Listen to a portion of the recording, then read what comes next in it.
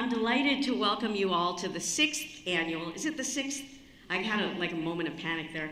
6th annual MSL Symposium.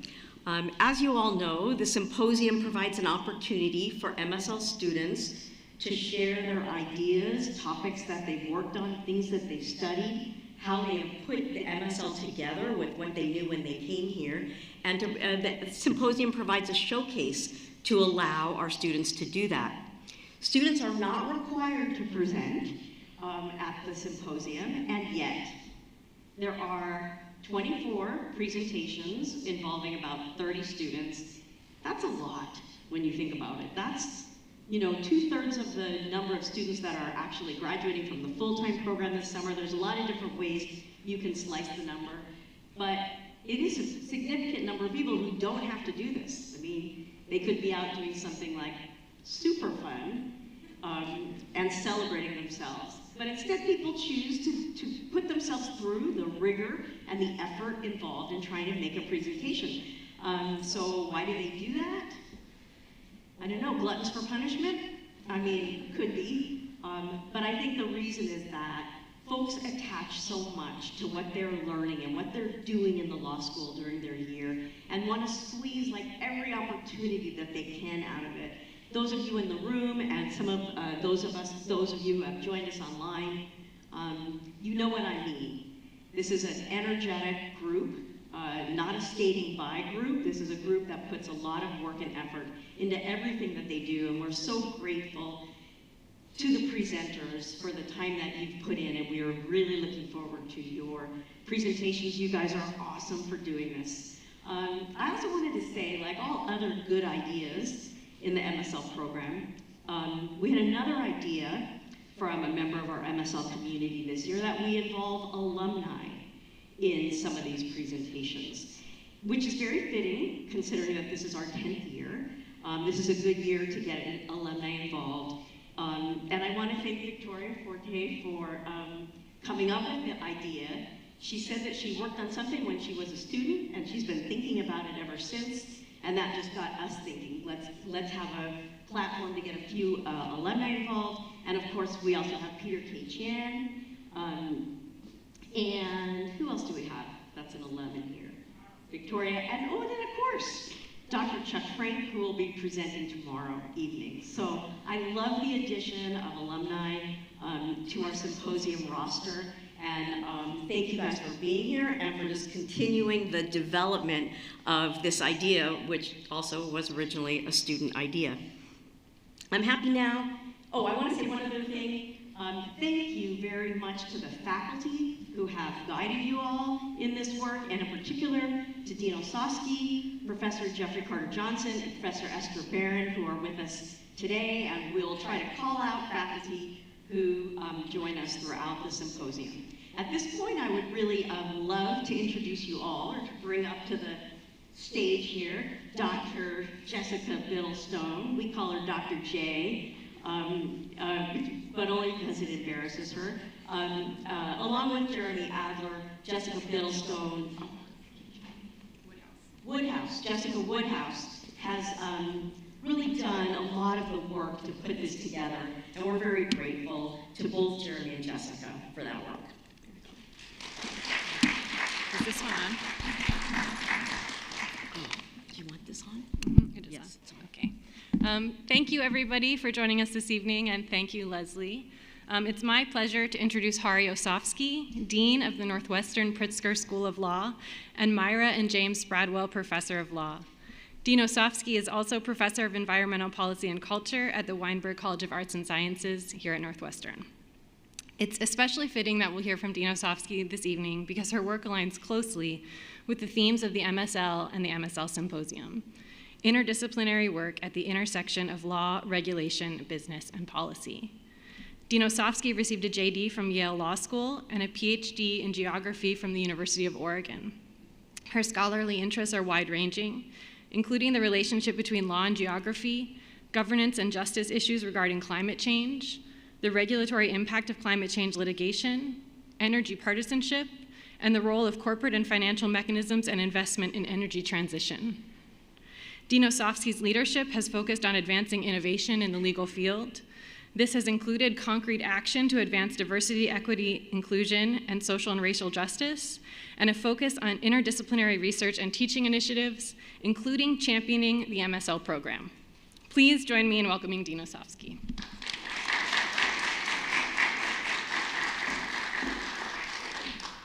Thank you so much for that kind introduction. I'm just so excited to get to be here to help welcome everyone to this symposium and to celebrate this symposium that's also happening in the 10th anniversary of the MSL program.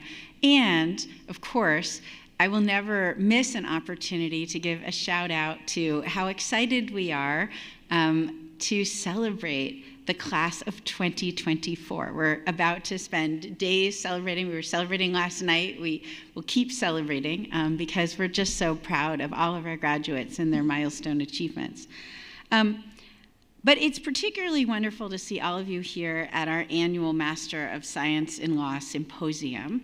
Today's event will showcase the work our students have done throughout their time in the program, highlighting issues at the intersection of STEM and law, as you've just been hearing. And it's just such an excellent program this evening and tomorrow with really important topics, right? So part of what I think is so incredibly important about the work of the MSL program is we know that we often make really bad law at the intersection of science and policy because the people who make the law don't understand the science and policy well enough, and the people who do the science and policy often don't understand the regulatory environment. And so the kinds of topics that we're going to be talking about in this symposium, from medical devices to healthcare policy to AI to the environment, are areas where that intersectional knowledge is critically important and where the people in our program have just done such incredible work on these projects.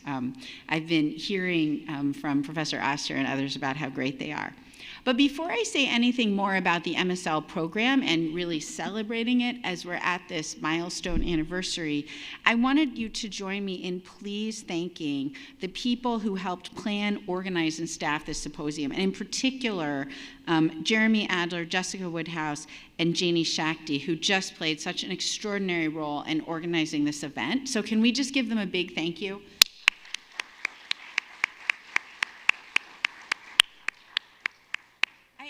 Been told repeatedly that I'm not allowed to thank Professor Oster, but the nice thing about being up here at the podium is I get to thank her anyhow, and I warned her that she could not prevent that. But I'd like to thank her and the entire MSL team, including our incredible staff and also all the professors who teach in the program who inspired many of the presentations today. Can we give them all a huge thank you?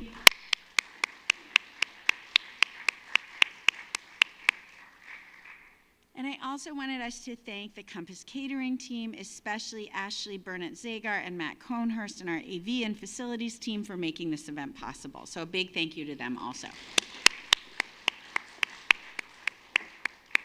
So this year is a particularly momentous one for the MSL program as we celebrate the program's 10th anniversary and our 10th graduating class of the MSL program. So we're both individually celebrating these wonderful milestone achievements, but also it's a milestone for the program as well. In honor of this anniversary, I just want to take a moment to reflect on the history of the MSL and its important place in the law school. And this is where, again, I've inserted Professor Oster's names in my remarks. The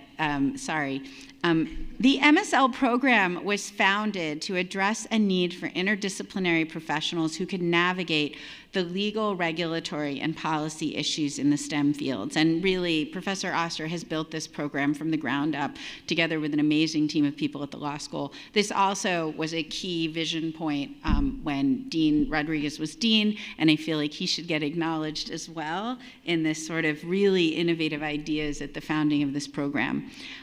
Now, at the time, I don't know if I believe, I was told to say that at the time of the program's founding, we could not have predicted how essential this interface would become or how essential it is to the law school. I actually think it was somewhat predictable in the sense that, in that moment, and I think back to where we were at that moment, it was very clear that we were struggling in society at this law STEM interface, I think then. And it was also very clear that important technology was developing rapidly that was going to play transformative roles in shaping things, right? We've spent a lot of time, obviously, talking about generative AI, which that next step in AI development has been so critically important this year. But I think about, for example, even then, we were starting to see how hydraulic fracturing paired with horizontal drilling was transforming the energy economy and landscape and creating all sorts of complex regulatory challenges. There were so many issues at that moment at the interface of law and STEM. And so the vision, I think, of Professor Oster, of Dan Rodriguez, of so many others who were involved in the founding of this program was really a vision that saw the need for people who have the kind of expertise that all of you bring, the need for people who are STEM professionals who really understand the interface of law, business, and technology and can help us tackle the most challenging programs of today. But over the last decade, the MSL program has grown and evolved, far exceeding both in size and impact the initial idea of it. And initial vision. With the addition of the online format in 2018, the reach of the program was expanded to people who really couldn't take all that time off work and couldn't be here physically in Chicago the whole time, right? And so it allowed us to welcome into the MSL community a new cohort of really impressive working professionals from all over the US and around the world. It was so fun last night to get to meet some of our part-time and online students who'd been here for Power Week, but who I hadn't gotten a chance to know yet.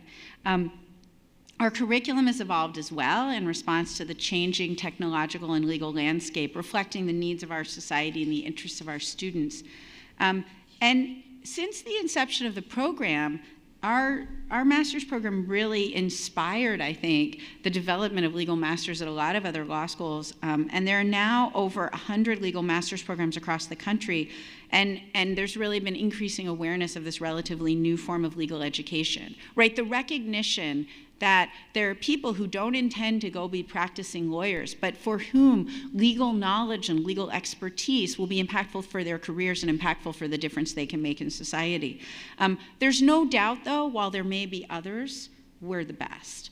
Right? Northwestern stands out from the pack. And I think part of what makes it stand out is that recognition that intermixing of law and STEM in particular with business and bringing in just exceptionally talented students like all of you who are combining their technical expertise with a desire to understand that mix has really been kind of the special sauce in our MSL program.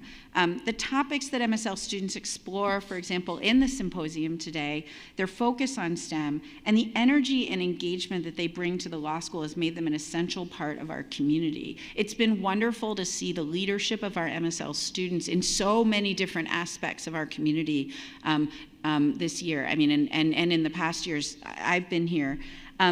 The MSL students, I think, are by nature bridge builders, right? They come to the program with a scientific background and leave with a foundation in legal education that lets them forge connections between the legal and scientific communities. And that's part of what we see in MSL students' leadership in our law school, too. That bridging function. And boy, do we need bridges in our society today in so many ways, right? The unique expertise, the ability to translate and bridge gaps between science and law makes our MSL students leaders in their respective fields. And the issues that they focus on, whether it's AI governance or advancements in biotech or data privacy or health equity, these are topics that are critically important to our society, but also ones that people need to come together from different disciplines on. And so the presentations that you're going to see throughout the symposium really highlight the unique perspective that STEM students bring to the study of law and the importance of developing STEM professionals who can shape and provide access to the law. During the 10-year history of the program, MSL students have not only brought enthusiasm and engagement to our community and in the law school and our broader Northwestern community, and really brought leadership and insight. But even among the fact that our students have done this throughout the program, I was hearing Professor Oster talk last night about even among this very engaged population, this year's cohort really stands out. MSL students this year took the initiative to establish 2 new student organizations. We don't have new student organizations all that often at this law school, but they established the Northwestern Law and Data Society and the Northwestern Society of Law and Medicine, both of which are offering new and important platforms for interdisciplinary dialogue. They also participate in a wide variety of law student activities, establishing new MSL board seats in existing organizations, including the Student Bar Association. And I can tell you, the Student Bar Association plays such an important role in collaborating with us in the administration to really help us understand what is it that students need and what are the new initiatives, right? Whether it's something that you know, and it can be small things and big things, right? I mean, it's why we have a nap room and a boba machine. Also, you know, our SBA has played a really important role in our thinking about the academic rules that we have and how we engage those. In a very ambitious effort, MSL students are working to launch a new journal which focuses on intersectional law and would provide an outlet to disseminate and amplify research at the intersection of law, business, and technology. The vast majority of our MSL students also engaged in important public service work throughout their time in the program, ranging from organizing clothes drives to supporting migrants in Chicago to bringing students from Chicago public schools to the law school for a day of learning about issues and careers in law and STEM. Our students also take this inclination for service into their careers as well. MSL alumni have developed vaccines and public health policy, promoted inclusion and diversity among doctors, supported entrepreneurship efforts of small family business, and dedicated themselves to sustainable energy policies, among many other things. We're really grateful that MSL alumni continue to remain engaged with the program long after graduation, including please, graduating students, by serving as mentors to incoming students through the MSL mentorship program, right? So once you're part of our community, you're part of our community for life. And it's really been so exciting to spend time with our MSL graduates around the country and world. We've been especially fortunate in the MSL's 10th anniversary year to reunite with so many MSL alumni. More than 100 alumni joined us during our alumni reunion in October and a wonderful dinner at Lao Tzu Chuan, and many others joined virtually from around the world. The MSL alumni communities also come together at gatherings in Los Angeles, Shanghai, and Beijing. And we even, both in the trip that the program recently took, and we also had a number of MSL alumni last summer in Hong Kong, Shanghai, and Beijing. And speaking of alumni, as Professor Oster said, we're just so excited and honored to have a hearty cohort of MSL alumni among us here at this symposium, both as presenters and attendees. It's really great to see all of you here. I also just want to say that the efforts and accomplishments of both our MSL students and alumni are just a true testament to the passion and initiative they brought with them to the law school. As you'll see in the symposium presentations over the next 2 days, MSL students really are committed to making an impact by focusing on issues that really affect all of us: sustainability, ethical use of technology, health and human rights, protection of privacy, and many, many more. In fact, I was reflecting, you know, one of the things we have a lot of awareness about is, you know, there's this election coming up in the fall. I don't know if you have awareness of that. Right. And you know, and in case you all haven't focused on this yet, because we've been focusing on it up in the administrative meetings, it just so happens that new student orientation this coming year is against the Democratic National Convention in Chicago, which provides an exciting opportunity for civic education, but among other things, right? But one of the things we've been thinking about is, you know, as we prepare for the election this fall, how do we have constructive conversations on important topics in our community? And we're thinking of doing a series of salons. Maybe some of them will be sponsored by the Center on Law, Business, and Technology on important issues coming up around the election. And I was just thinking about the fact that the presentations in this symposium are on so many of the topics that are critically important as we come into this election as well, right? They're key issues that we're grappling with in this country that we don't always have easy answers for. And so the insights of our MSL community are so critically important as we think about these law STEM issues that are so important to our society. And it's worth noting that this symposium, as was mentioned, is itself a product of student initiative. So 6 years ago, a research professor at Northwestern Feinberg School of Medicine, who was enrolled in the MSL, came up with the idea of having a showcase of MSL student work. He wanted a platform to demonstrate the MSL program to the outside world, and frankly was tired of trying to explain the program to his colleagues. That year, in 2019, we launched our first MSL Symposium. And although the symposium has taken on many different formats over the last 6 years, especially during COVID, thank goodness we're all sitting here able to be together in person, it's really remained an opportunity for students to celebrate each other's work and for family, friends, and the rest of the world to learn about the really impactful and unique endeavors of our MSL students. Since its inception, this symposium's thrived on voluntary participation of our students, a fitting example of how student dedication can ignite a tradition of scholarly excellence. And I'm really excited to see the scholarly excellence that is really embodied in the presentations. So I just want to say, as Dean of the Law School, just how proud I am of this program and what this symposium represents. A commitment to the fusion of rigorous scientific inquiry with principled legal analysis, and such a fitting celebration of the MSL program as we're at this milestone. This year's symposium features 23 presentations delivered here in Thorne or online, and each one of them will showcase the importance of the intersection of STEM, law, and business in today's world. As we embark on these presentations, we honor the spirit of initiative that characterizes the symposium and the MSL program in general, and I hope everyone here will engage deeply with the ideas presented here by asking questions, offering insights, and perhaps most importantly, considering how this unique blend of disciplines can affect your own field of expertise. So welcome. Welcome to the MSL Symposium, a milestone of student-led achievement at the convergence of law and sciences. Thank you, everyone, for being here.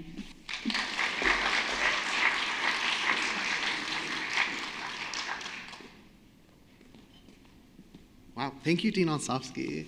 I would like to invite up all our symposium presenters for this evening to come and take a seat over here, except for Subu, who is online, and we will get started. So we have many wonderful presentations tonight and tomorrow. Each will be about 10 minutes long, and then we'll have about a 5-minute Q&A. So yeah, think of your questions as you listen to these interesting presentations.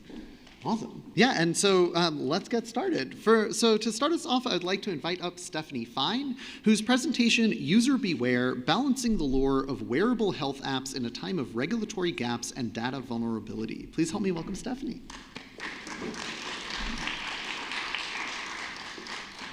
Thanks, Jeremy. Good evening. I don't know if I still have 15 minutes. Do I still have 15?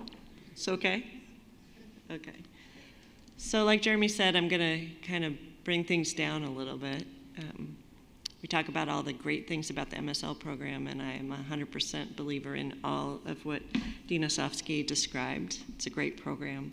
One of the things that my experience in the MSL program exposed to me was this topic of wearable health apps from the standpoint of regulatory and legal gaps. So that's our focus. Stay with me. It is actually relevant. Why am I focused on this? It's not my expertise. So my focus professionally is in pharmaceuticals and diagnostics. Ask me anything in that arena.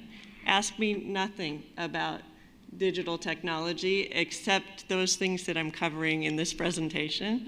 If you have cybersecurity questions, Sean can answer those. But this interest came up first through Along the Regulatory Frontier, a class that many of you have probably taken. There are gaps that are quite large in this space, and that's what kind of drew me in. So I'd like you to come along with me and understand this hopefully just a little bit more than you already do, and see the relevance it has for you personally, because my strong belief is that it is relevant to everyone who's here today. So why should you care? Well, here's a phone. It might look like yours. It might look like somebody else is sitting next to you, but whether it's an iPhone or an Android, it's a smartphone. And what I'd like you to think about first is, what personal information do you have on your phone? You have a lot of little square boxes, right? And within each square box, there's probably something about you. Some piece of you is there on that phone. Photos, texts, financial information, passwords, a whole lot of things, right? Next, think about what is there that is health related. Maybe some of you don't use any health apps. And yet, if you have one of these phones, it's actually there whether you use it or not. The first two icons on the screen, the heart and the circle, come with an iPhone. They're actually tracking and gathering and aggregating data on your physical activity all the time. If you haven't checked them out, you might want to. But then you might put other apps on your phone. Maybe you're tracking your sleep. Maybe you're measuring your heart rate. There's a lot of things you can now track, right? So the question is, have you ever read the terms of use? No. I see heads shaking no. It's a long document for every single app. The template alone can be up to 16 pages if you want to look it up. There's a lot of things that you either actively or passively agree to by having these apps on your phone. So it's something to be aware of, especially because of this scenario. So we're still with that same phone, right? And so let's just say that one of the apps on your phone, maybe you don't think of it as health related, is Amazon. I have an Amazon app. I'm a Prime member. What's there that might be personal information, financial information? Everything I've ever bought from Amazon, everything I've ever returned, everything I've ever rated, every address I've ever sent anything to. And it's together in that same phone with all that other information, right? But if we stick with Amazon for just a second, let's think about the other things Amazon is doing that do bridge into this health arena. The first one listed here is Halo. It's their Fitbit equivalent. In 2020, they launched this fitness app, right? So if you have one, all of the data from that can also be integrated into this app, into this phone. And then in that same year, they added Amazon Pharmacy. Every prescription you or any of your family members that you add to that app can be tracked, aggregated, data, again, centralized with all this other data and information about you and about whoever else you put into your phone. But then in 2022, they added Amazon Clinic. It's an urgent care and health information on demand site. So if we're adding all these things, we are again building and centralizing the data and information about ourselves on our phone. And last year they bought One Medical.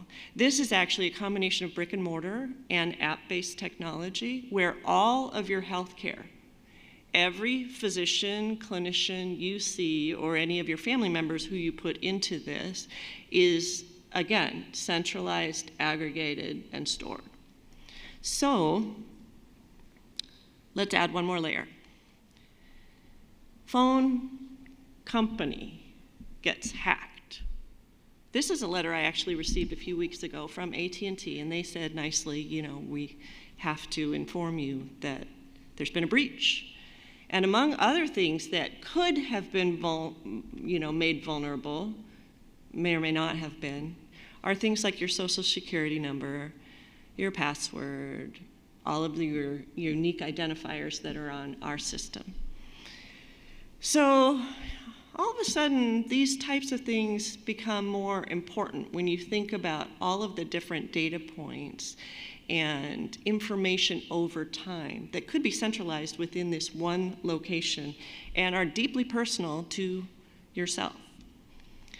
So let's back up and think about this in the context of the real topic here, which is what is a Wearable Health Act, okay? So we're in the digital health sector, technology, right? And it can loosely be segmented into three areas: fitness and well-being, treatment and care, and online doctor consultations. The health apps that we're talking about fit within this Sector 1 and Sector 2. So it's pretty broad, and it can be defined, depending on who you ask, in a lot of different ways with a lot of different terminology. But this is the space that we're in when we're thinking about wearable health apps. And the data kind of tell us that in America, we love apps. So here's a few statistics. 5.7 million apps are available between Google Play and Apple. That represents a combined revenue of over $100 billion per year for those two companies. This is a very lucrative space. Americans who have smartphones each have about 80 apps on their phone. They access 9 or 10 different apps every single day. And we've just gotten started because nearly everyone has internet access. Nearly everyone has a smartphone.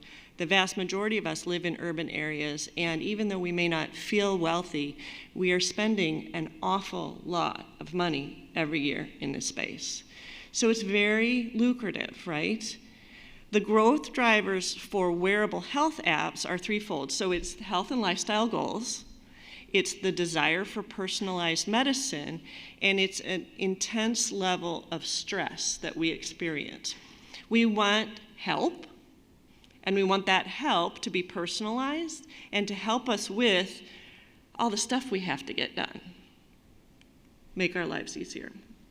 But if we back up a little bit further, I'd like you to think for a moment about what this sector represents from an industry standpoint. It's relatively new and modern, right? So we're taking health and medicine, and we're taking technology and computer science, and it's the overlay between those four areas that wearable health apps reside.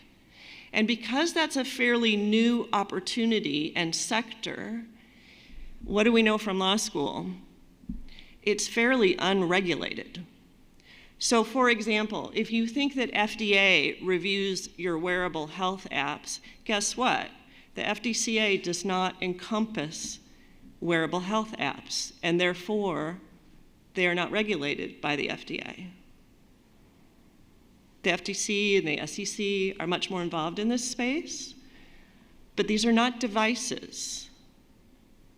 And that really directly influences the degree to which they are scrutinized as they are developed and when they become commercially available. So the burden is relatively on us as users to understand what we're using and feel comfortable with it, right? But also because of this convergence and this space that's created by the convergence, we have a dramatically wide base of developers that are very active in this space. So on the left side of the screen, you see big technology, and every single big tech company that you're thinking about right now is very active in this space. Again, because there's a lot of economic incentive to play here. They can make a lot of money. And because they're tech companies, they're already here. So adapting their technology for new product offerings makes a lot of sense.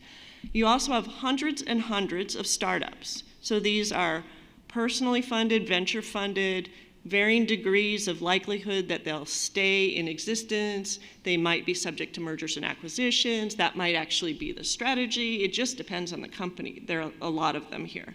You also have companies like L'Oreal. My goodness, this is a company that really doesn't have anything to do with health monitoring, right?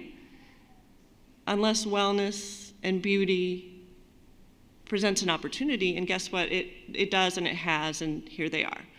And then you also get more traditional medical side manufacturers. So Abbott's an example of a company that sits very comfortably in that diagnostic space, the device space, and they too have a strong presence in this space. But the space is crowded and it's growing fast. So just to give you a sense of this, the projections from a financial standpoint by 2028 are that this is a $67 billion industry. It doesn't just include phones and watches. So the functionality we're talking about spans a really wide range, everything from that personal health and wellness to remote patient monitoring. Its apps are being designed to be able to integrate with systems like Epic, which is the largest health system network for data about patients in a given health system. University of Chicago uses Epic. Northwestern Medicine uses Epic as an example. It's being integrated into more and more sophisticated artificial intelligence modalities and generative AI. So we're going into spaces where the data itself has the potential to grow and evolve and turn into something quite different, right? It's being developed for artificial intelligence in augmented reality and virtual reality. And from a deliverable standpoint, not in the future, but actually today, all of the products that are depicted here in this cute little cartoon, exist. You can even wear smarty pants if you want. So because of all of this complexity and the range that we're talking about, there are considerations and risks that vary. This is a simplistic depiction. It started out as a massive table within a paper I wrote for a class, but I wanted to just illustrate to you examples of what low, medium, and high concern might be. It's separated into 3 sectors: what we're measuring, what type of device is being used, and where the data goes. Does it stay with you? Does it get aggregated? Is it de-identified? So at the low level, here's the example, Fitbit, right? And with Fitbit, that's our entry, fitness, right? It's fairly low from a removable app standpoint, from a personal use standpoint, but then we go to medium and we get into more healthcare related, wellness related. Maybe it's a wearable. What's depicted here is a glucose monitor that's checked every day. It may be personal, but it may also be shared. It may be identified information or de-identified. It really depends on what you and your clinician are using it for. At the higher level, we have more apps that are used for chronic illness and medical decision making. Sometimes they're even embedded. This one's under the chest wall that's depicted. And often it's linked to a relational database. So when we talk about Epic, your data's going straight into it. And it's with good purpose, right? It's being used for your healthcare. But this is a vulnerable sector. Healthcare sits at the top of all industries in cyber attacks. It's not new that it's there. It's been there for years. You hear about it on the news, like last week, Kaiser sent a letter out to 13.7 million customers about their data being compromised. United Healthcare was in front of the Senate Judiciary Panel last Wednesday, defending why its subsidiary that is responsible for half of all medical records in the United States does not have sufficient security.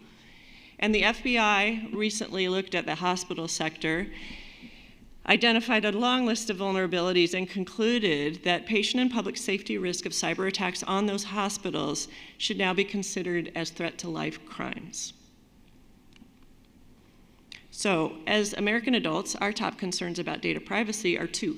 Companies will sell our data, or our identity or personal information will be stolen. This disproportionately affects older people in the United States, and 65% of 65 and up Americans report that they experience a scam, an attempt to hack their information every day. Every day. So we have a patchwork of federal data protection laws. Medical is the most important as it pertains to this arena. You're all familiar with HIPAA. HIPAA's fairly narrow, though. And until the FTC expanded its terminology to encompass some of these health app manufacturers, it really was restricted to those who provide clinical care. There's pending comprehensive legislation, which is striving to establish national standards for privacy across all industries, but this is not specific to healthcare. And the regulatory landscape is changing. I'm not presenting or expecting you to read this. I'm happy to share it with anyone who's interested. This is all specific to healthcare in the last 3 years. There's been a lot going on in the executive branch and the regulatory agencies because of growing concern about this issue. And in our current Congress, the 118th Congress, we have 6 bills. They're all about data privacy. Most of them are general. There's 2 broad-reaching omnibus bills, and there's 4 specific ones. And it's the Uphold Privacy Act that's most relevant to this sector because of the types of protections that it strives to put in place. But it's a presidential year, so it's quite unclear what's going to happen with this. And we all know that what happens in the absence of federal regulation is state-level action. So starting in 2020 with the CCPA in California, there has been an increasing and unprecedented level of state privacy legislation. Everything in green is in place. States that have something that's been signed and or enacted. Everything in blue is in progress, and the gray on the map shows states that have not yet initiated state-level privacy legislation. So this is my concluding slide, and hopefully this picks it up a little bit because it's a bit of a depressing topic. But the real question is, what can you do, what can I do, what can we do, right? And so my suggestion is that each of us have the opportunity to set personal standards, and that is for ethics of the manufacturers and the functionality of the apps that we choose to use, for accuracy in the data and information that is housed and shared or not shared there at our discretion, and for data privacy. And so specifically, I will borrow the suggestion from Glenn Cohen at Harvard's Center for Health Law and Policy, and he suggests that we each ask, and I've adapted this a little bit, 4 key questions. The first is, who developed the technology that I'm using? Do I know where it came from? The second is, does the app's database include reliable evidence and data? Can I feel confident that what it's telling me is based on good, sound research? We all know in STEM how important that is. And third, was the algorithm, the technology, the AI that was used to power this system trained on data from people like me? Am I being compared to some other population or something that is relevant, meaningful, and similar to my profile? And then lastly, and this is, I think, a great one, would my clinician act on the type of information and advice that I'm getting through my health app? And most of us probably don't know the answer to that question, but I bet that we could ask their opinion. The second area and the last area is data privacy. I really challenge each of us to evaluate who's making the technology that we're using. Get comfortable with it. And if you do have the time to read the terms of use, it is insightful. But these are your choices, and you have all the power in this. And my worst fear, and my hope that we all avoid, is that we don't become crash test dummies in this really new, emerging, and unregulated space. Thank you.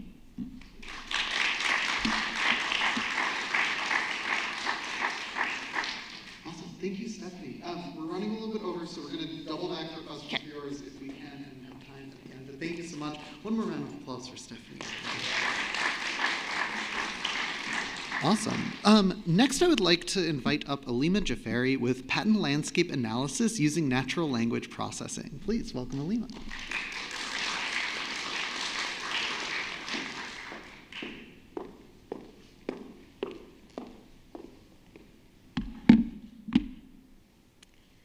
Okay, so good evening. My name is Alima Jafari, and I'm delighted yet saddened to announce that I will be graduating from the MSL program this spring. Thank you. So selecting a single topic to discuss today was quite a challenge, given the wealth of knowledge I've gained during my time in the program. However, I've chosen a topic that has developed notably in my academic journey, so one that I had no idea what it encompassed, and to now that I have a greater in-depth learning of it. So my academic background is in biomedical sciences and behavioral health care.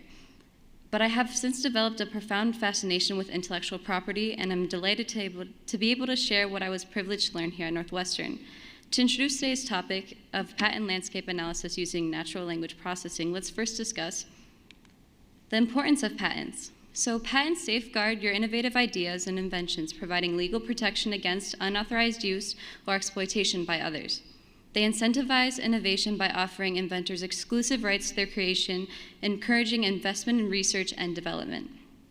Patents foster economic growth by promoting competition, driving technological advancement, and creating new markets for innovative products and services.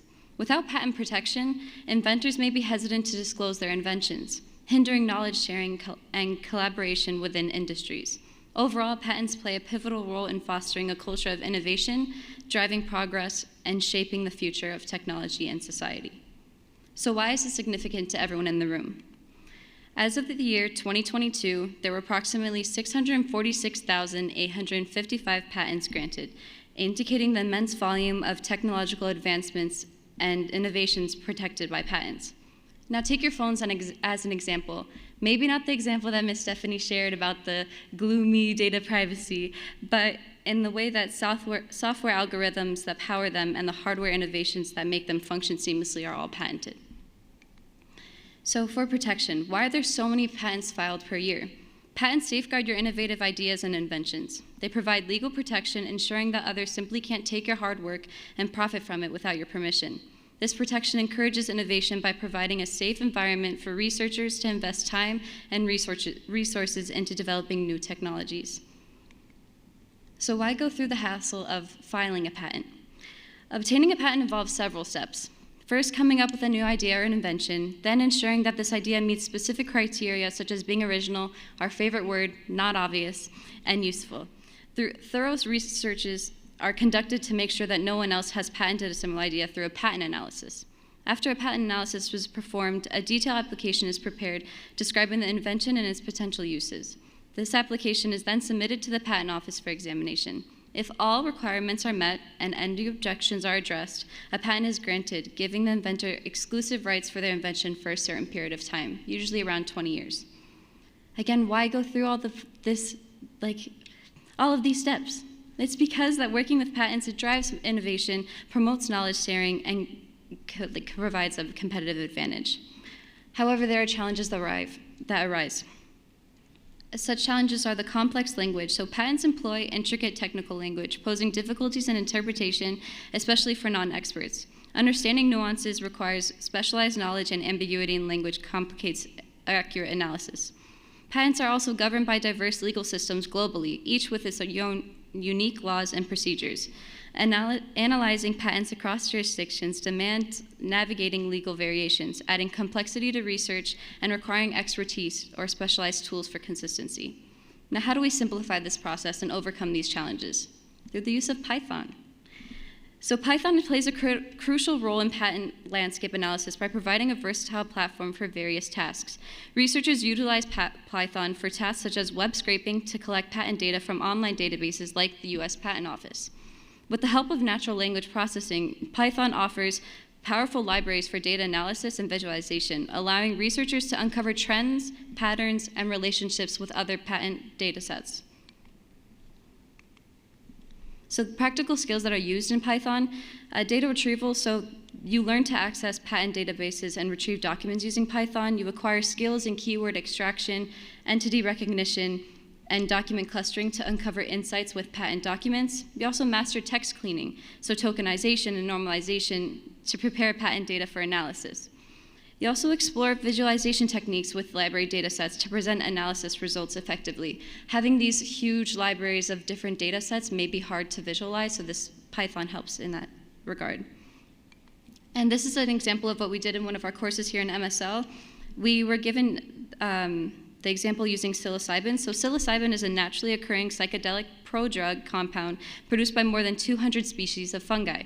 We were able to evaluate the potential of the psilocybin market by comparing it to the established cannabis market. We utilized various technological tools to provide a comprehensive analysis of patent in both the psilocybin and cannabis sectors. An assessment of the market maturity and the identification of potential opportunities within these respective spaces was depicted through our research. So this is an example of hierarchical clustering. So it's a technique in patent analysis that groups patents based on similarities in content or citation patterns. In Python, this process involves data preparation, feature extraction, and implementing clustering algorithms with libraries and visualizing results with tools. So you can see how having a graph like this would be better and easier to comprehend than having just piles of data like the previous slide. So textual analysis using natural language processing techniques extracts valuable insights from patent text, uncovering key concepts, entities, and relationships. Large language models, abbreviated LLMs, enhance linguistic precision, capturing complex patterns and nuances for improved accuracy. So together, the use of NLPs and LLMs enable advanced tasks like topic modeling, sentiment analysis, and summarization, offering deeper insights into patent landscapes. This AI-powered analysis facilitates strategic navigation through vast patent data, identifying opportunities and optimizing intellectual property strategies efficiently. So To circle back to the beginning, the MSL program has been instrumental in guiding me through these intricacies of patenting process. When I first came in, I was unaware of what a patent was. I understood that there were several of them. Everyone understands the Disney patent side. But from understanding the fundamentals of patent law to mastering the art of conducting thorough patent researches using coding, the program has equipped me with knowledge and skills needed to navigate each step with confidence. Through hands-on exercises, case studies, and expert guidance from faculty members, I've gained practical insights into drafting comprehensive patent applications and addressing artificial intelligence challenges that may arise. The MSL program's holistic approach to intellectual property education has been truly amazing, and I'm grateful for the opportunity to be able to present to you all. Thank you.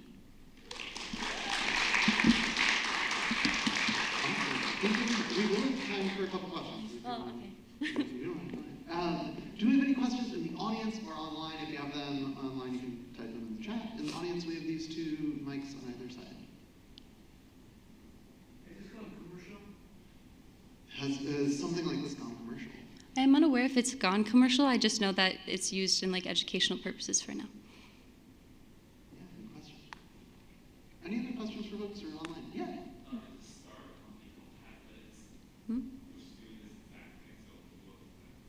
Oh, cool. So a note from the audience is a startup company, Patlytics. Patlytics. So take a look for that. Awesome. Any other questions? Awesome. One more round of applause for Elise. Awesome. Now I'd like to invite up MSL alumna Victoria Forte. She'll be presenting on leveraging IP to drive deal value in capital market and M&A transactions. Please help me welcome Victoria.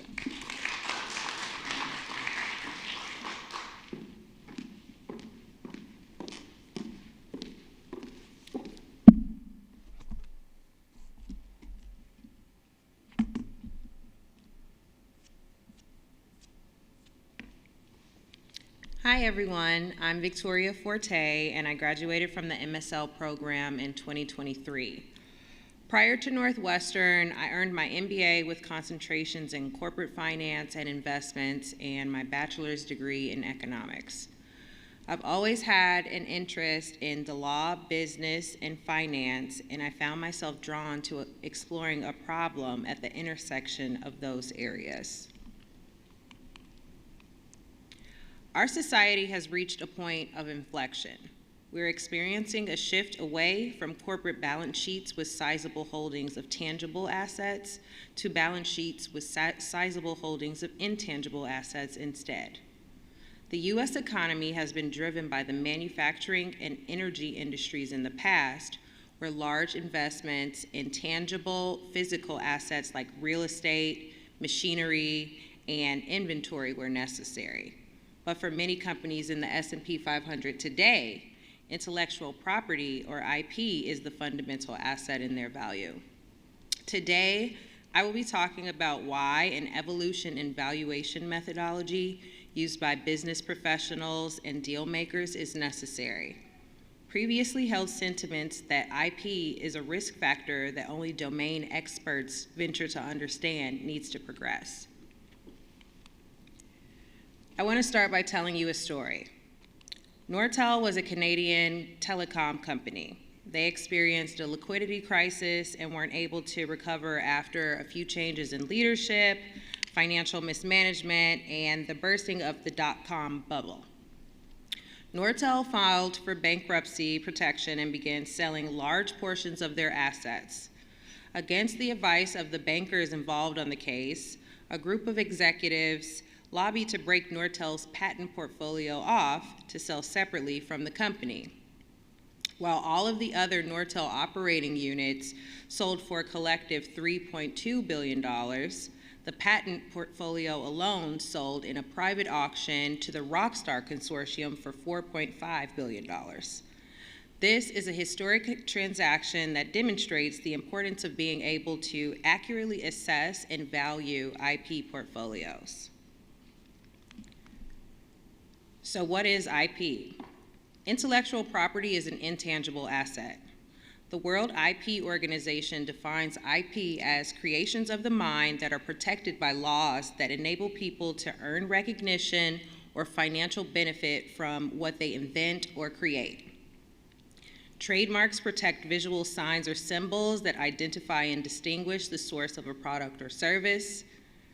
Copyrights grant authors of original works like books, movies, paintings, and others the right to reproduce, create derivatives, distribute, perform, or display the content to the public.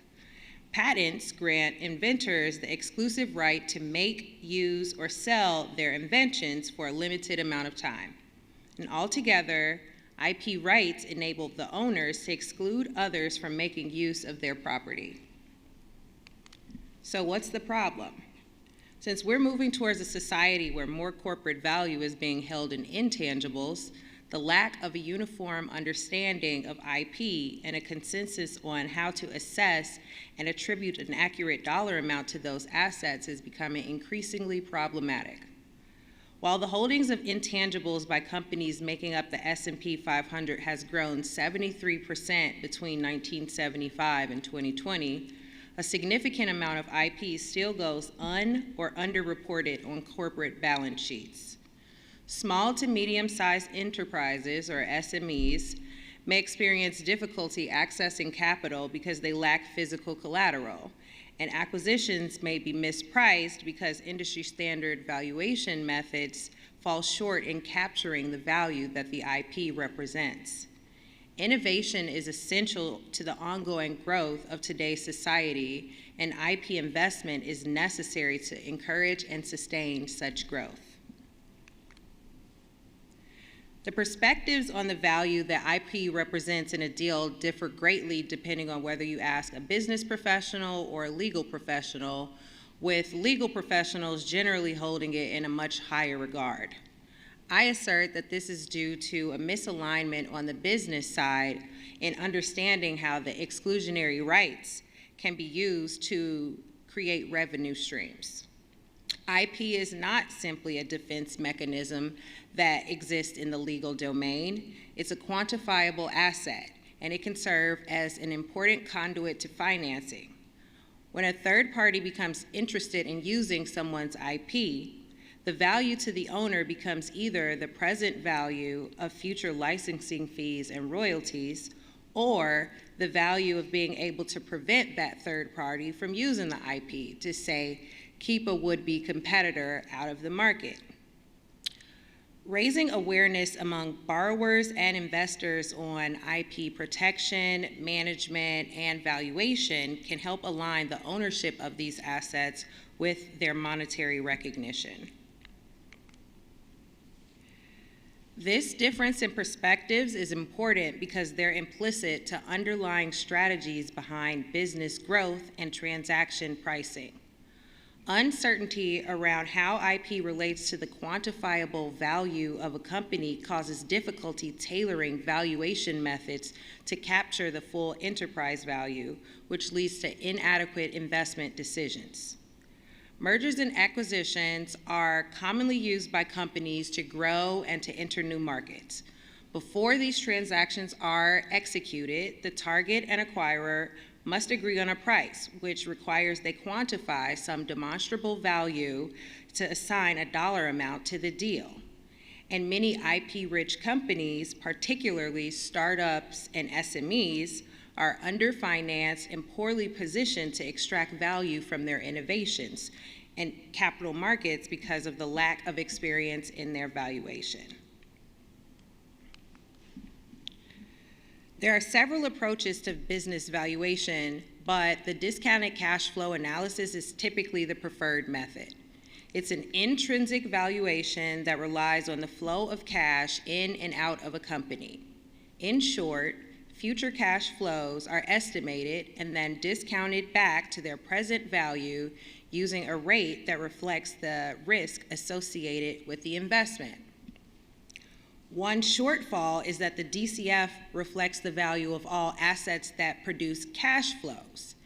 If a firm has assets that are or underutilized, which we've already established is often the case with IP, the full value of those assets is not reflected in the figure quantified.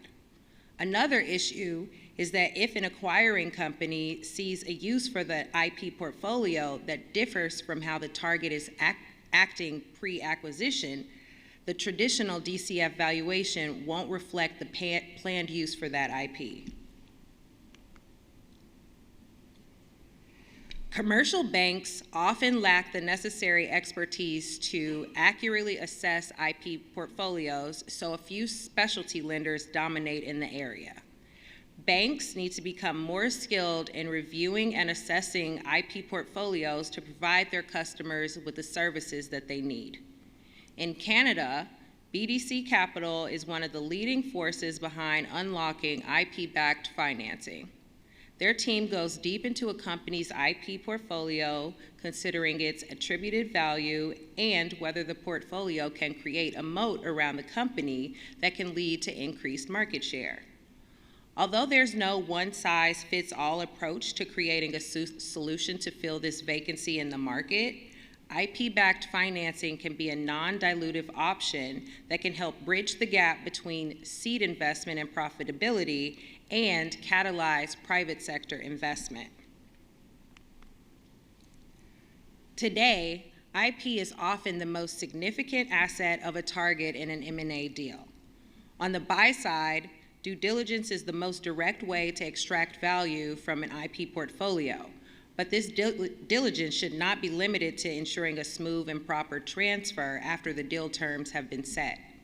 Acquiring companies should investigate the target's IP portfolio and consider its current and potential applications alongside their ability to generate revenue.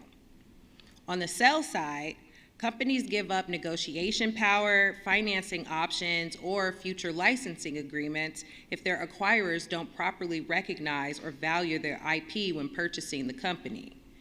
IP owners must adequately communicate and provide insight into the value of their portfolios to buyers, especially if there's a disconnect between perceived value and the offer price.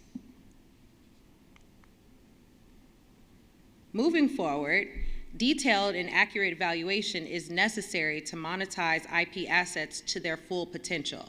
And in M&A transactions, full knowledge of the revenue opportunities created by the IP aids in setting deal prices. By conducting a thorough IP valuation at the start of a transaction and considering it alongside an enterprise valuation, a more accurate deal figure can be determined.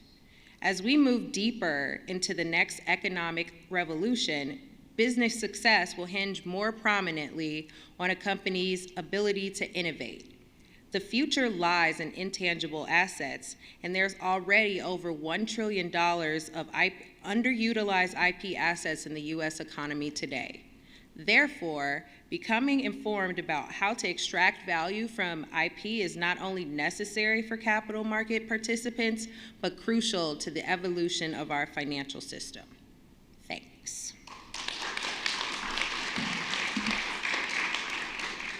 Awesome, thank you, Victoria. We'll go to any questions in the audience here or online. Oh, no, it's not me. Sorry, we're trying to get my mic working on stuff. But as we wait, we did have questions we might just go through. Oh, now a question over here from JCK. So in an M&A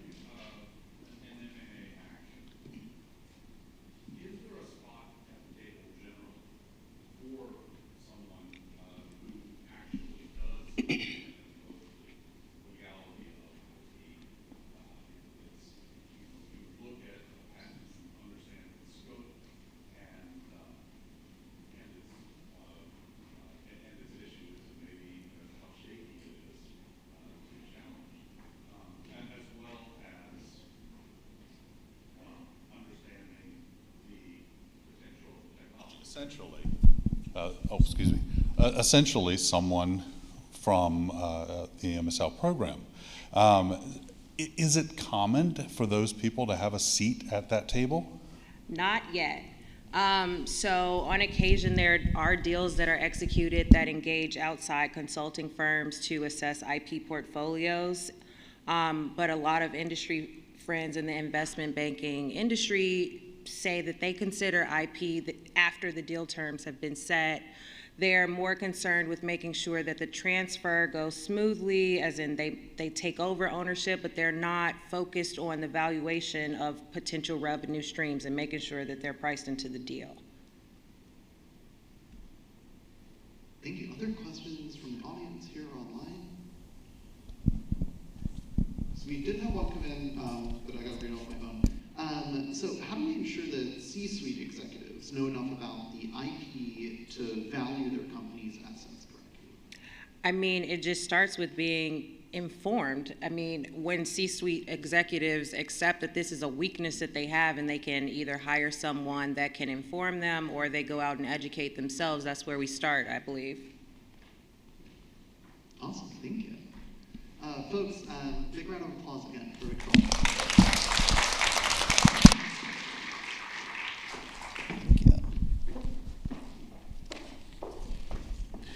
All right. I'd like to next welcome up Sean Kenny with his presentation From Pig Butchering to Bank Butchering, a case study in bank failures. Help me welcome Sean.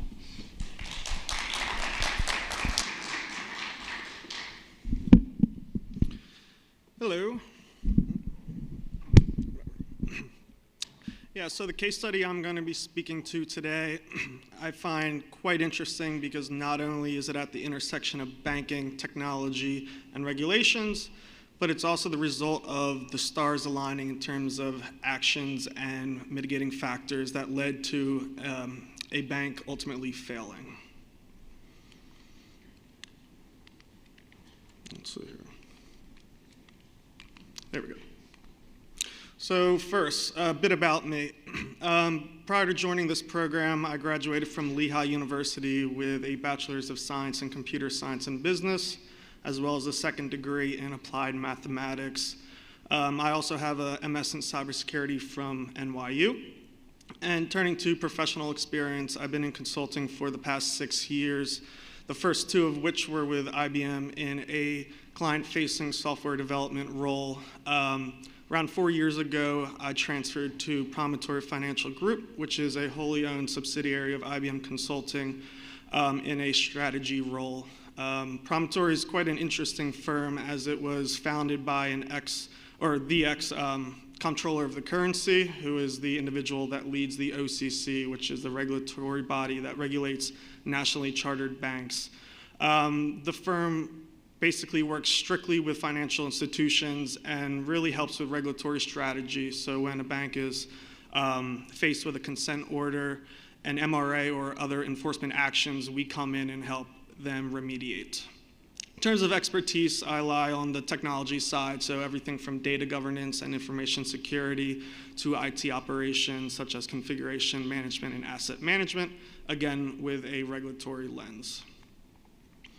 So first, what is pig butchering? So as funny as this sounds, it's a form of social engineering where a scammer essentially reaches out and befriends the ultimate victim. They slowly build rapport and trust and ultimately get that individual to invest in a cryptocurrency scheme.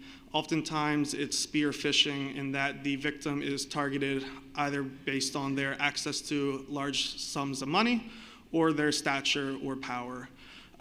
So again, that slow build in rapport is ultimately representative of fattening the pig, and they start by getting them to invest small amounts of money and gradually grow up from there. And ultimately, once they deem that there's no more money to be had, they disappear, representing the butchering of the pig. And so on here, you see a lot of screenshots for various media outlets. So this is not some edge case or some minor risk. It's something that's becoming more and more prevalent, and ultimately it's really a big issue. So for the case study, so Heartland Tri-State Bank was a small Kansas bank that ultimately had to close its doors due to lack of liquidity. During a 5-week period starting late May in 2023, an employee made 10 separate wire transfers between $1.4 million and $10.3 million. Ultimately, amounting to $47.1 million that were embezzled out of the bank. That's quite a large sum because the bank only had $139 million in assets, and obviously banks don't keep all of their assets liquid. So on July 28th, the bank ultimately failed. The Kansas banking regulator came in, closed the doors, and the FDIC was appointed as the receiver. A few interesting notes. So the transfers were made between call report due dates, which is essentially showcases the nefarious actors' attempt to hide or prevent anyone from identifying these wire transfers. Also, once the individual was out of funds to embezzle from the bank, they took out a $21 million federal home loan from a federal home loan bank, which was taken out against the bank itself. And to get a sense of what size of wire transfers and historic data around this bank, in April of 2022, there were 16 wire transfers, so it's quite a small number, between $500 and $2.6 million. So the fact that a $10.3 million wire transfer was taken out shows just how it should have been a red flag. So who was this individual? So quite concerning, the CEO was the individual. So the fact that a CEO fell prey to a cryptocurrency scam and ultimately caused the failure of the CEO's bank is quite concerning.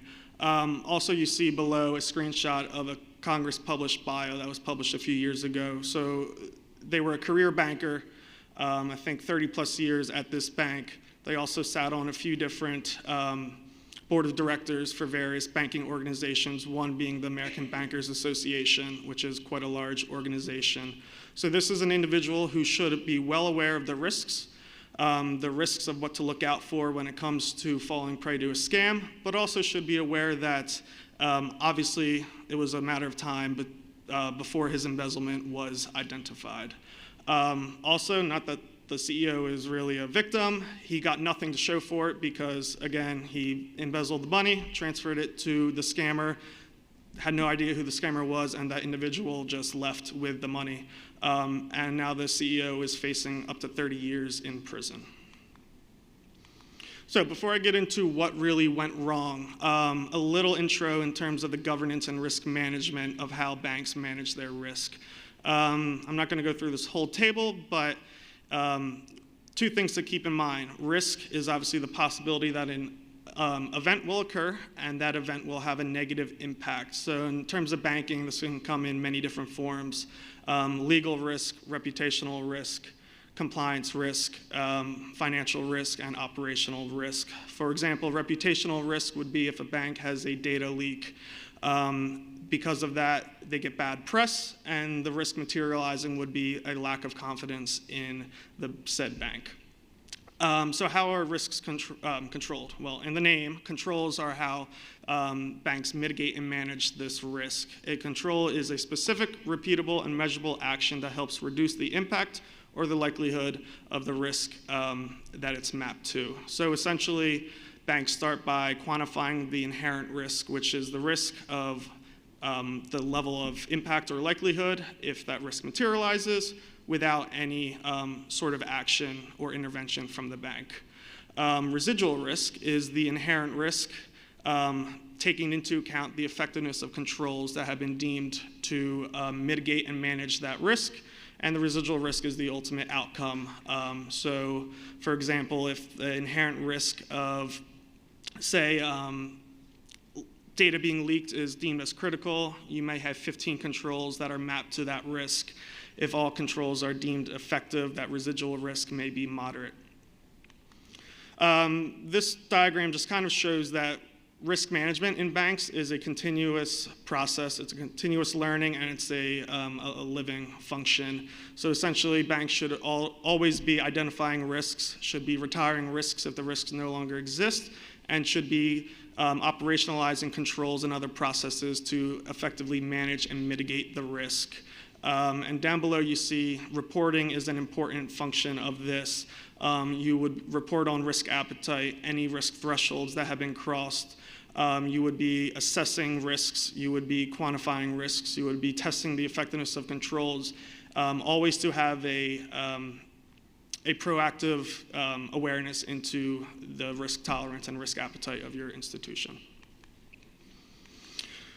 So, when it comes to the details of this use case or case study, I identified 3 different risks that materialized. These statements may look verbose. The reason for that is they align with the structure of risk statements that a bank would have within their risk inventory. Oftentimes, risk statements would be comprised of the structure of the risk that ... due to ...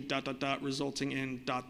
So the first risk is the lack of training. Obviously, the CEO fell prey to a sophisticated social engineering scam, but if he was properly trained, he should have been well aware that something's fishy, something's up, maybe he should not fall for it.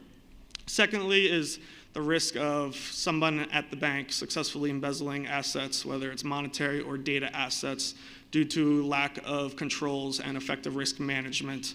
I'll get to in the next few slides. It was a perfect storm of things that went wrong, and frankly, the bank obviously had ineffective risk management processes. Lastly is interesting. It's the concept of heightened risk profiles. Banks typically quantify the risk of various employees, taking into account the seniority, job title, their access to assets, whether, again, it's data or monetary, and effectively quantify the risk of what would go wrong if that individual is a nefarious actor or they get compromised. So in this scenario, the CEO should obviously be deemed as a heightened risk profile, which should have led to more strict monitoring of their actions, which could have prevented the bank's failure. So these 8 items, I want to be clear, are not novel concepts. I've advised over a dozen global and multinational banks, and every bank should be adhering to these functions in one way, shape, or form. But first is logging capabilities. So technology systems should be implemented with logging capabilities. So any transaction that's made on any system should pick up certain metadata around the timestamp, the user who actually triggered that transaction, some risk data as well. And so all that logging should not only flow into a repository, but should feed into a few systems that are based on, have rule-based or logic-based controls in place to identify anything that looks suspicious. So in this scenario, 10 different wire transfers were made.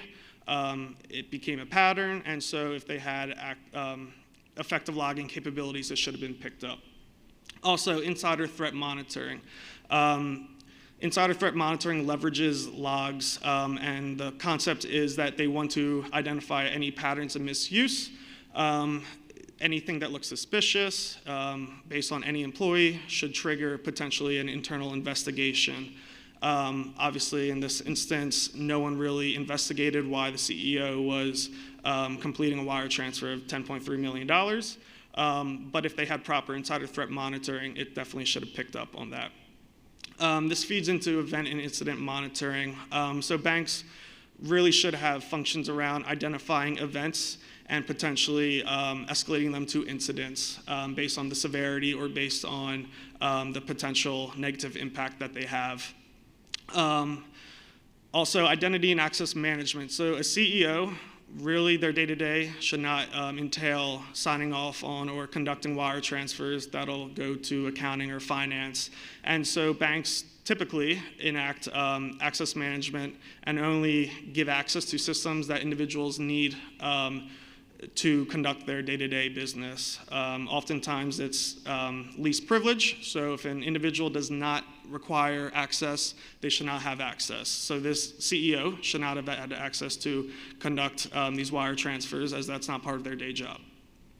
This goes into IT risk training. So this is a little bit more qualitative, but banks should really employ training, consistent training across throughout the year to ensure that their employees are able to pick up on risks, identify anything that seems fishy, and also be able to mitigate and manage those risks. In this instance, while the CEO was the nefarious actor, they could have potentially had other employees pick up, this looks interesting, this seems off, maybe we should look into it further.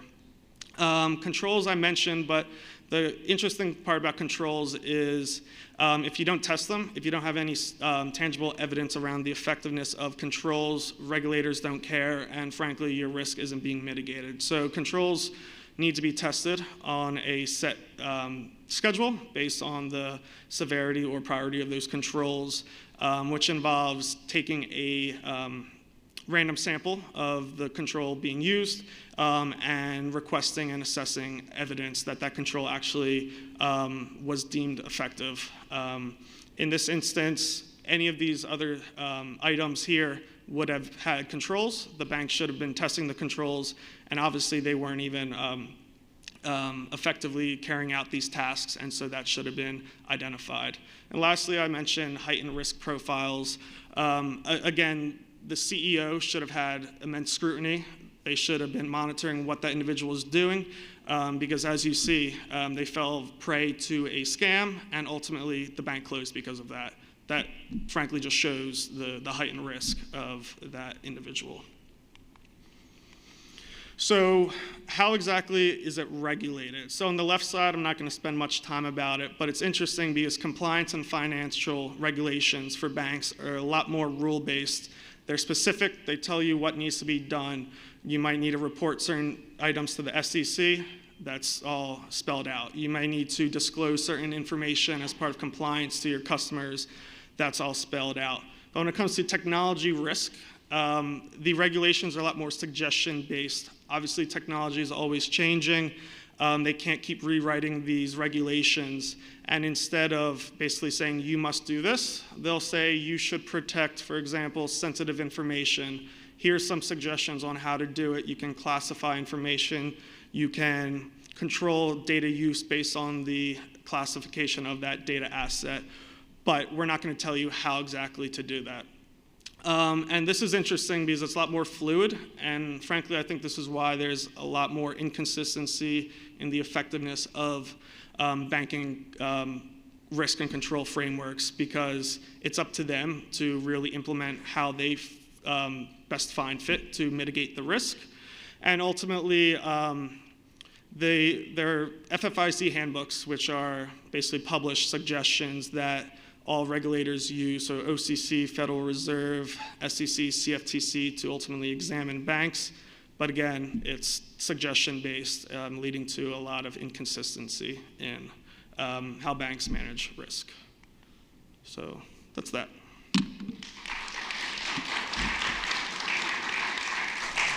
Awesome. Thank you so much, Sean. We're running a little long on time, so we don't have time for questions, but thanks again, and help me thank Sean once more. Awesome. Closing us out tonight will be an online presentation by Subu Kuchibotla.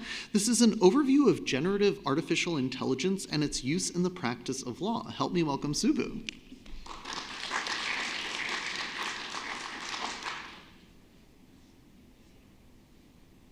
Hi, folks. Hope you can hear me. I'm trying to start the video, but it says I cannot do that myself.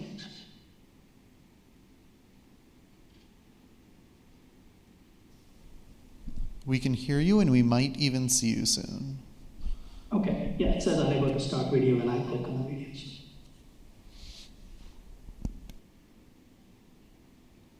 There I am. Okay, you're all good to go. Yeah, all good, go. Okay, and you have the slides up, I'm assuming? Yes. Okay. So the first Sorry, slide, Subu, just 1 second. Sure. We have minor technical difficulty. We'll be there in a minute. Because I can't see the slides, so I find it.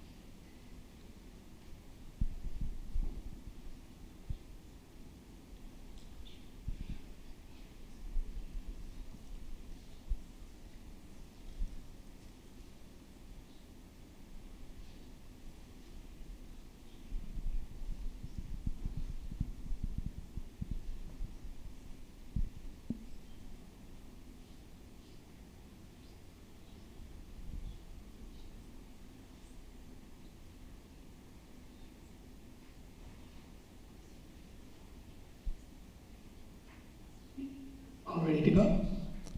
There we go. Now we're set. Okay, cool. Hi, folks. This is Subuku Chibatla. I'm finishing this 4th Master's of Science in Law. I'll be seeing most of you in 3 days when we graduate. Unfortunately, today I am in the pleasant San Francisco Bay Area. Before this, I had an MBA and 2 masters, one in civil engineering and one in management information systems from Florida State. So all my work career has been in the U.S. And in terms of professional side of it, currently I'm at a startup. I'm spinning up another one right now. This one falters and does not raise money. And I also consult with a couple of other startups that I exited out of. One went IPO. And I also teach at a couple of community colleges here, essentially business intelligence, smart manufacturing, and project management. And what's not on my resumes anywhere is that over the last 4 years during COVID and post-COVID, I've worked on my parents' health and brought them from US in wheelchairs here, and today they're healthy and happy, and they'll hopefully show up for my graduation in 3 days as well. So that's my background. Next slide, please. So as you can see, generative AI is an ever-changing evolution, so I will try to speak through the first 4 to 6 slides. This just gives you a context on how complicated the current general AI model is when they talk about, on the top right, RLHF, which is reinforced learning human factor, because speech and language are complicated, so it needs the most human interpretation. And unfortunately, in computational and statistical artificial intelligence, there's no bias, but then humans actually try to feed in data that is socially or societally biased, or also biased based on how they are trying to develop it. That's where biases creep in. We tend to try to blame it on AI, but it's really not the AI, it's what's being fed. Before that, it was unsupervised learning, where there was a much easier breakthrough with image recognition and video recognition, which was much more easier than language and speech.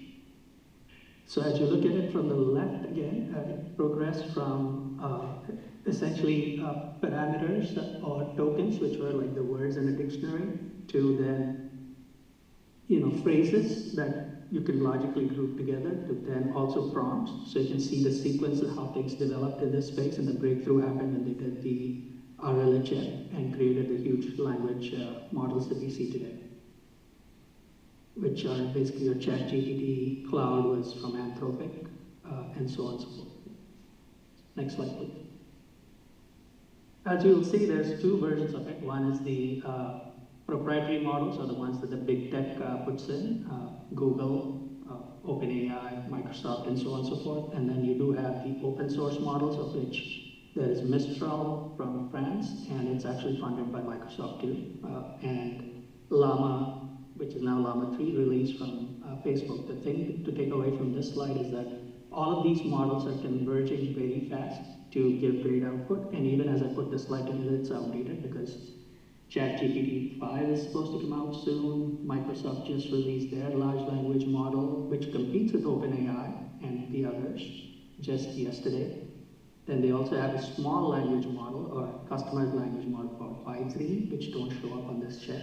But all of them are trying to go after the race of multimodal now, rather than just speech to text or speech to audio. It's also video generation and all. So that's what multimodal is. So as you can see, the thing to take away from all this technology is that Gen AI models are there to stay, and there's a lot of use cases being built on it. But essentially, whether you go open source or proprietary, they're all converging in terms of performance pretty quickly.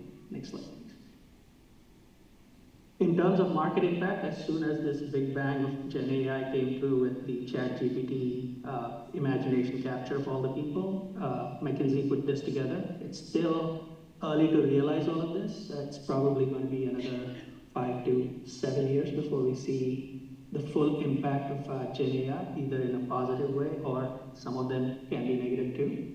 But the use cases that have already been thought about, there is a uplift of close to $2.5 to $4.4 trillion for the entire global economy. And if you add all the worker productivity, which just yesterday, I think, or over the weekend, Warren Buffett was saying he is both excited and afraid of AI in the sense that it'll create a lot of leisure for people.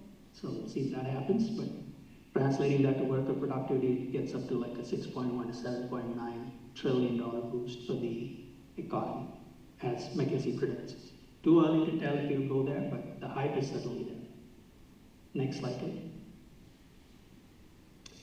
This actually breaks down the impact by function matrix and across industries. So you can see generally the front office, marketing and sales leads most adoption of technology really quickly across all sectors. And that's what's shown on the top there, marketing and sales. If you see, unfortunately, legal and risk are the least likely to uptake a technology, but hopefully, we can change that game, because over the past 2 technology revolutions, legal has pretty much missed the boat in the sense that MS Word is still the dominant technology that is used in the field of, in the practice of law. So with that said, I just want to make sure everybody gets an idea of where the impacts are going to be across industry, and the quantification or breakdown of that overall growth for the global economy is out here. The only other one that, of course, is impacting, and this is not surprising, is high tech. Software engineering is going to be deeply impacted because there's a lot of auto code generation and all of that. So as much as we think that engineers or software engineers are disrupting the world, they are actually getting disrupted first in terms of their ability to grow skills beyond basic coding. Next slide, please.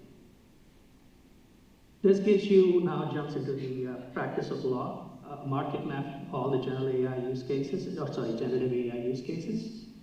You will see them broken down as business operations, litigation, contracting is a big space, GRC, governance risk controls. I won't go into that, that's been around for a while. Also similar to that is e-discovery, which has been around for a while. I just wanted to show you how busy this slide is, but really there's very few disruptors or startups that have been funded, including big companies taking them over. So next slide, please. If you look at it, the major disruption is all around the big world of contracts. We do contracts every single day between 2 individuals who are just trying to do home repair to complicated contracts. So a lot of companies, you can see Ironclad is a Series E advanced unicorn in this space. There's a whole bunch of Series B companies and Series A companies that have raised money to go after the disruption, I guess. And then Elevate Law, which is a big techno law firm, is also trying to pivot themselves into this area. In terms of litigation, we've got, again, a big semi-law firm doing e-discovery, and then Legal Nation, which is based out of LA, has raised money for that. Predict is too early stage.